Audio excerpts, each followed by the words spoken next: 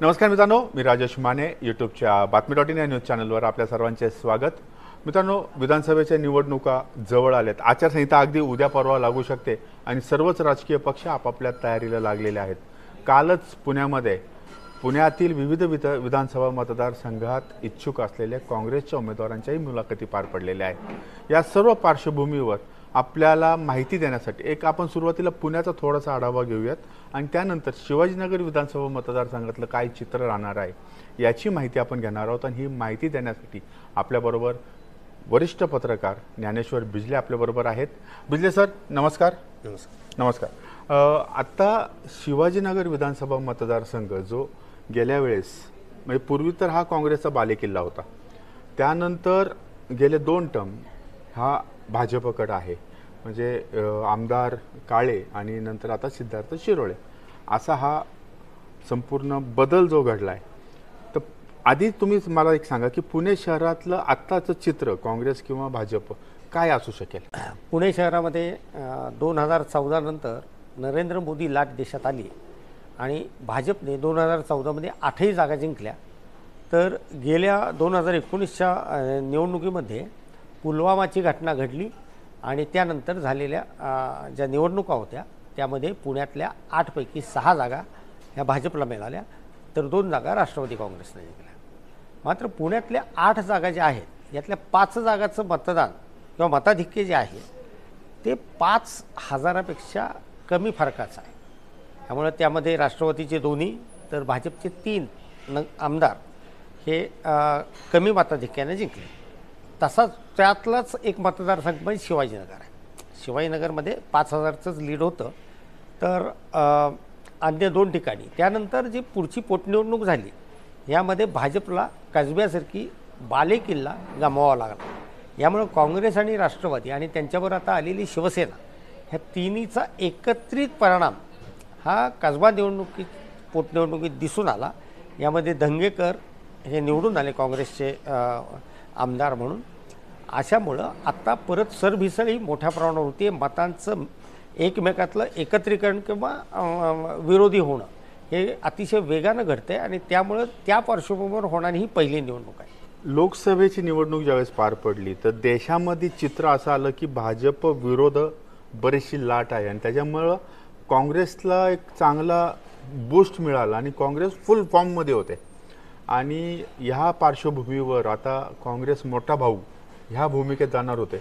मात्र हरियाणाची जी निवडणूक झाली त्या निवडणुकीच्या नंतर जो रिझल्ट आला त्याचा काही परिणाम महाराष्ट्राच्या संपूर्ण गणितावर होणार का, जो लोकसभेनंतर झाला होता आणि हरियाणाच्या निकालानंतर आला होता? लोकसभा निवडणुकीत जर पाहिलं तर देशामध्ये भाजपच्या विरोधात मोठं वातावरण नव्हतं, पण त्यांना बहुमत मिळणार नाही हे अपेक्षित होतं।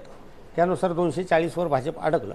मात्र 2 महत्त्वाची जी भाजपची राज्य आहेत ती त्यांच्या विरोधात गेली, त्यामध्ये उत्तर प्रदेश आणि महाराष्ट्रात सरकार पाडल्याचा जो राग होता आणि उद्धव ठाकरे आणि शरद पवार यांच्या पक्ष फोडल्यामुळं ती जी सहानुभूती जी निर्माण झाली होती त्याचा फायदा त्या तिन्ही पक्षाला घेतला आणि जवळपास 30 जागा ह्या महाविकास आघाडीने घेतल्या।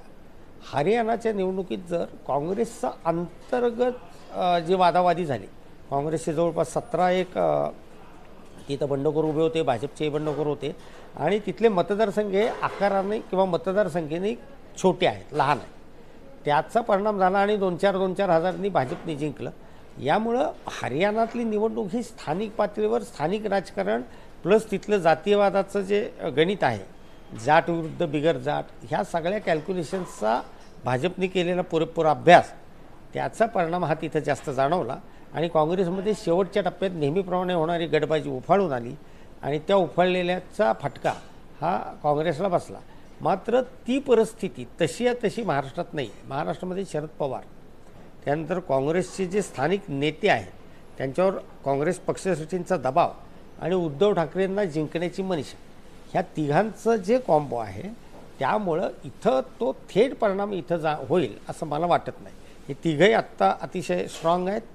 त्याच पद्धतीनं विरोधकाचं महायुतीचं बघितलं तर महायुतीकडं नेते जरी असले तरी त्यांचा इम्पॅक्ट हा महाविकास आघाडीचे नेते एवढा मोठा नाही किंवा आत्ता त्यांना गेल्या काही दिवसात जे बॅकफायर होत आहे वेगवेगळ्या घटनांमुळे त्या घटनेशी जरी त्यांचा संबंध नसला तरी वेगवेगळ्या घटना आहेत. बदलापूरची घटना घडली, काल बाबा सिद्दीकीचे घटना घडली, शिवाजी महाराजांचा पुतळ्याची जी घटना घडली, अशा वेगवेगळ्या घटना ह्या घडत असल्यामुळं त्याचा नकारात्मक परिणाम हा सत्ताधारी पक्षावर होऊ शकेल असं एक चित्र दिसतंय सध्या. आता आपण शिवाजीनगर विधानसभा मतदारसंघाकडे येऊ. शिवाजीनगर विधानसभा, जसं आपण मगाशी मी म्हणलं की आधी काँग्रेसचा बालेकिल्ला होता शिवाजीनगर मतदारसंघ. त्यानंतर गेले 2 टर्म म्हणजे 2014 आणि 2019 हा भाजपकडे आहे. आता ह्या मतदारसंघाची परिस्थिती जर भाजपच्या दृष्टीने जर बघायची म्हणली तर तुम्हाला काय वाटतं? शिवाजीनगर मतदारसंघ हा काँग्रेसचा बालेकिल्ला कधीच नव्हता. 2009 साली ज्यावेळी वेगवेगळ्या मतदारसंघाची फेररचना झाली त्यावेळी मूळचा शिवाजीनगर मतदारसंघातला डेक्कन, जंगली महाराज रस्ता किंवा प्रभात रस्ता हा भाग जो भाजपचा अनुकूल आहे हा भाग, आणि त्याचवेळी बोपोडी, खडकी, वडारवाडी हा इकडचा जो काँग्रेसला पूर्वी बोपोडी मतदारसंघ होता त्यातला भाग, ह्या दोन्हीचं एकत्रितकरण करून शिवाजीनगर हा मतदारसंघ निर्माण झाला आहे. यामुळं पहिल्या 3ही निवडणुकामध्ये इथंही फाईट राहील. पहिल्या 2009ला ज्यावेळी पहिल्यांदा निवडणूक झाली त्यावेळी शिवसेनेचे तत्कालीन आधी 10 वर्ष आमदार असलेले विनायक निमण हे या मतदारसंघातून काँग्रेसचे उमेदवार म्हणून उभे राहिले. त्यांचं स्वतःचं व्यक्तिगत नेटवर्क मोठं होतं, त्याचा त्यांना फायदा झाला आणि त्याचवेळी 2009 साली त्यांनी या मतदारसंघातली निवडणूक जिंकली. 2014 साली त्यांच्याविरुद्ध राष्ट्रवादीचे अनिल भोसले, विनायक निमण उभे होते आणि भारतीय जनता पक्षाची नरेंद्र मोदी पंतप्रधान झाल्यानंतर 3 महिन्यात ते निवडणूक झाली होती. 2014मध्ये सर्व पक्ष स्वतंत्र लढले होते. यामुळे शिवसेनेकडनं एक उमेदवार होता. अशा याच्यात शेवटच्या टप्प्यात भारतीय जनता पक्षाची प्रचार यंत्रणा आणि त्याचवेळी असलेली लाट याचा फायदा झाला आणि विजय काळे त्यावेळी निवडून आले आणि विद्यमान आमदार त्यावेळी होते विनायक निमण, तसेच राष्ट्रवादीचे नेते अनिल भोसले हे दोघेही पराभूत झाले. त्यानंतर 2019च्या निवडणुकीत भाजपनी खासदार अनिल शिरोळे यांचा मुलगा सिद्धार्थ शिरोळे यांना भाजपने उमेदवारी दिली. ते तसं खासदार असल्यापासून ते त्या भागात कार्यरत होते. तसेच भारतीय जनता पक्षाचं ज्या भागात प्राबल्य आहे असं प्रभाग 14 या भागामध्ये ते स्वतः नगरसेवक म्हणून निवडून आले होते. त्यामुळे नगरसेवक पदाचं काम हे त्यांना भाजपची जिथं जास्त मतदार आहेत अशा भागात ते नगरसेवक असल्याचा फायदा झाला. त्याचबरोबर एकूण राज्यातली 5 वर्षाची सत्ता, त्याचा इफेक्ट, वडील खासदार आधी होते, ह्या सर्व कामाचा इफेक्ट होऊन ते 5,000 मतांनी ते गेल्यावेळी निवडून आले होते. मात्र त्या निवडणुकीमध्ये तसं जर पाहिलं तर काँग्रेसकडनं दत्ता भैरट हे स्ट्रॉंग उमेदवार, म्हणजे मराठा कॅन्डिडेट शिवाजीनगरमध्ये जास्त त्याचा बोलबाला असतो की मराठाचा हवा मराठा, त्या हिशोबाने स्ट्रॉंग वाटत होते. मग दत्ता भैरट त्यावेळेस ज्यावेळेस पराभव झाले त्याचं कारण काय असू शकेल, तुम्ही सांगू शकाल? त्या काळात लक्षात घेतलं पाहिजे की राज्यामध्ये त्यावेळी मुख्यमंत्री म्हणून देवेंद्र फडणवीस होते. त्यांचं एक मी पुन्हा येणार ही त्यांची घोषणा आणि त्यानंतर त्यांचा झंझावाती प्रचार, तसेच मोदी दुसऱ्यांदा पंतप्रधान झाले होते आणि त्यानंतर 2-3 महिन्यात दिवाळीच्या आसपास ही निवडणूक झाली होती. आणि सिद्धार्थ शिरोळेंचे वडील खासदार होते, ते स्वतः नगरसेवक होते. गिरीश बापट किंवा ते सगळे या भागात ॲक्टिव्ह होते. ह्या सर्व परिस्थितीमध्ये सिद्धार्थ शिरोळेंना तो एक वातावरणाचा लाभ झाला. दत्ता भैरट जरी मराठा समाजाचे असले, नातीगोती मोठी असली, ते चांगले उमेदवार होते, पण त्यांच्यासमोर सिद्धार्थ शिरोळे हेही मराठा समाजाचे होते. 2 तुल्यबळ मराठा नेत्यांमध्ये लढत झाली होती. त्याचवेळी वंचित विकास आघाडीच्या मतदारांनी जवळपास 8-10 हजार मतं घेतली होती आणि 5,000च्या आसपास हे सिद्धार्थ शिरोळे त्यावेळी निवडून आले होते. पार्टी कोरी होती त्यांची तशी. दोघेही माझ्या पहिल्यांदाच आमदारकी लढवत होते, नगरसेवक होते आधी दोघे. हां, आणि त्याच्या पद्धतीनं तिथलं वातावरण जे होतं त्यानुसार ते 5,000 निवडून आले. आत्ता चित्र काय राहील? आता कालच आधी आपण काँग्रेसकडे येऊयात की कालच शिवाजीनगर मतदारसंघात, पुणे शहरातलेच ॲक्च्युअल, पण आपण फक्त शिवाजीनगरचा विचार करू की काँग्रेस पक्षाचे जे इच्छुक आहेत त्यांची काल मुलाखती काँग्रेस भवनला पार पडल्या आणि साधारणतः काँग्रेसकडनं शिवाजीनगरमधनं 11 उमेदवार इच्छुक आहेत. काय वाटतं फक्त काँग्रेसचा विचार केला तर ह्या 11 इच्छुकांमध्ये? काँग्रेसमध्ये तसे गेल्यावेळी निवडणूक लढवणारे दत्ता भैरट, त्याच्यानंतर मनीष आनंद, माजी आमदार दीप्ती चौधरी, हे तिघं प्रामुख्याने इच्छुक आहेत. चौथं नाव येतं ते माजी आमदार विनायक निमण यांचा मुलगा आणि माजी नगरसेवक सनी निमण, हेही काँग्रेसकडे त्यांनी अर्ज केला होता. हे 4 नावातलं एकाची निवड होईल असं आत्ताचं चित्र आहे. पण काल सैन निमन इंटरव्ह्यूला नव्हते काँग्रेसमध्ये किंवा याच्यामध्ये इंटरव्ह्यू देणं ह्या एक प्रक्रियेचा भाग झाला. सनी निमणने अर्ज काँग्रेसकडे दिला आहे असं आजच्या चर्चेमध्ये आहे. चर्चेत आहे. त्यानंतर सनी निमणच्या बद्दल असं आहे की ते काँग्रेसच्या वरिष्ठांशी संपर्कात आहेत. बरं, यामुळे समजा इथं मात्र बाहेरच्या उमेदवाराला देऊ नका.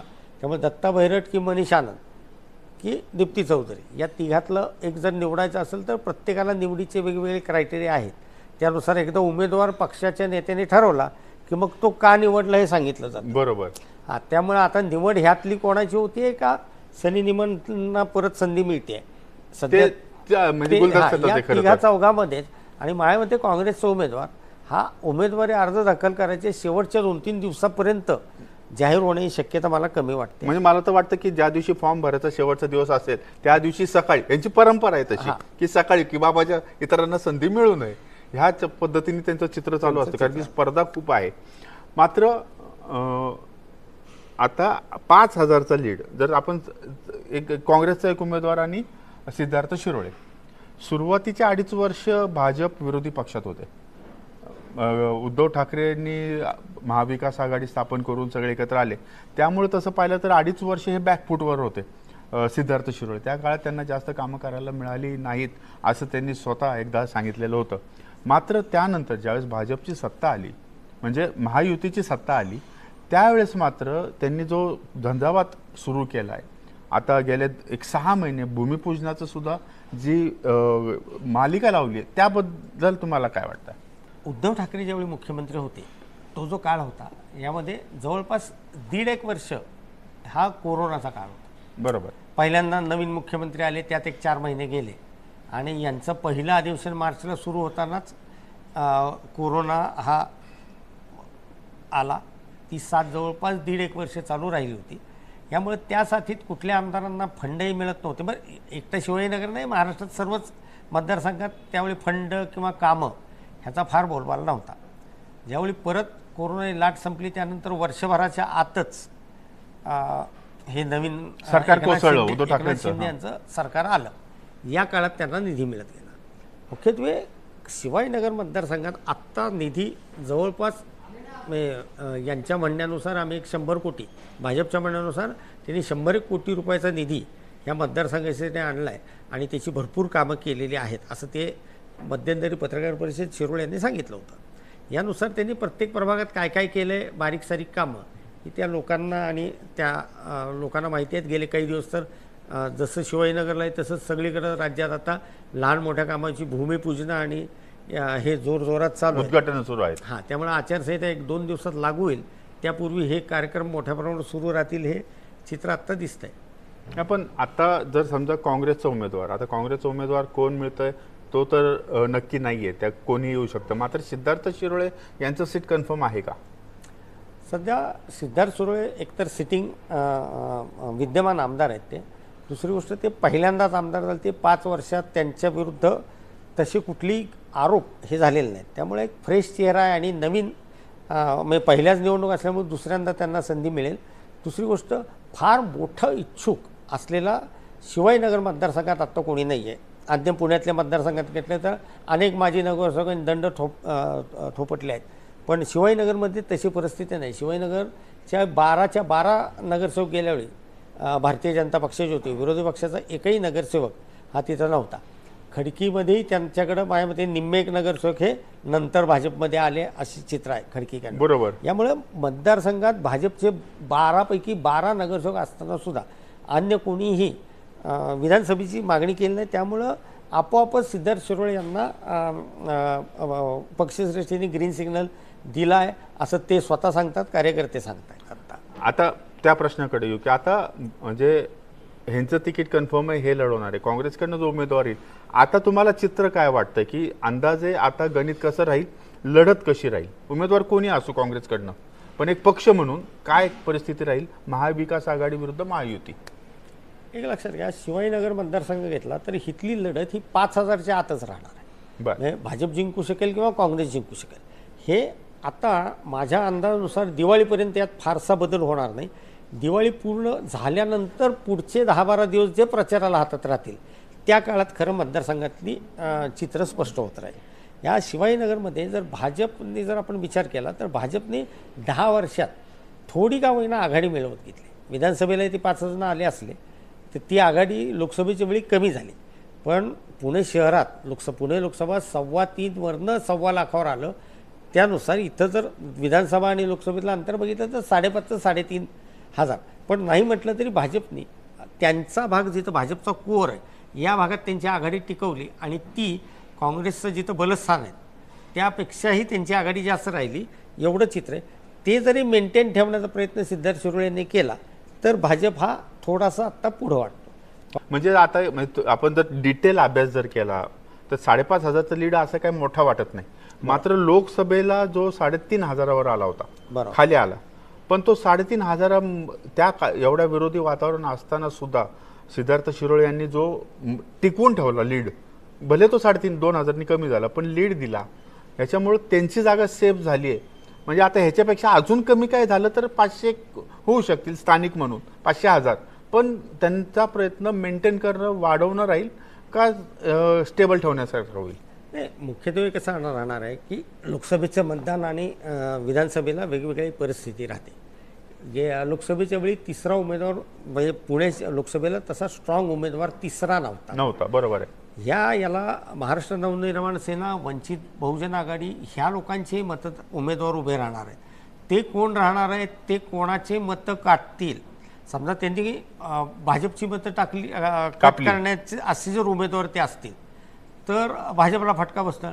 मात्र ती मतं जर समजा काँग्रेसला जे मानणारा वर्ग आहे त्या याच्यातले ते उमेदवार असतील, त्या भागातले असतील तर ते काँग्रेसचे कापतील. त्यामुळं जोपर्यंत हे लढतीचं चित्र हे अन्य दोघं जण कोण येत आहेत आणि अन्य 2-3 मोठे उमेदवार येणार हे सर्व राज्यातलं आत्ता चित्र स्पष्ट दिसते. कारण काल मनसे उभारणार असं मनसेने जाहीर केलं. वंचित विकास आघाडीचाही गेल्या वेळी उमेदवार 10,000 मतं घेतली आहेत.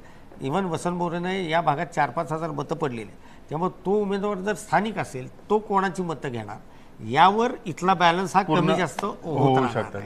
मित्रांनो, आता निवडणुकीच्या सुरुवातीचा टप्पा आहे, अजून जाहीर व्हायची. त्यावेळेस आपण काही तज्ज्ञ, जुने सिनियर पत्रकार ज्यांनी पुण्यामध्ये शिवाजीनगरमध्ये रिपोर्टिंग पूर्वी केलेले अशांशी आपण चर्चा करतोय. एकदा निवडणूक जाहीर झाली, जरा मौसम पकडला प्रचाराने, तर पुन्हा आपण यांच्याशी बोलणार होतो. त्यावेळेची परिस्थिती काय असणार, उमेदवार कोण, कुठले, कसे, किती, हे सगळं आकडा आल्यानंतर पुन्हा आपण बोलणार आहोत.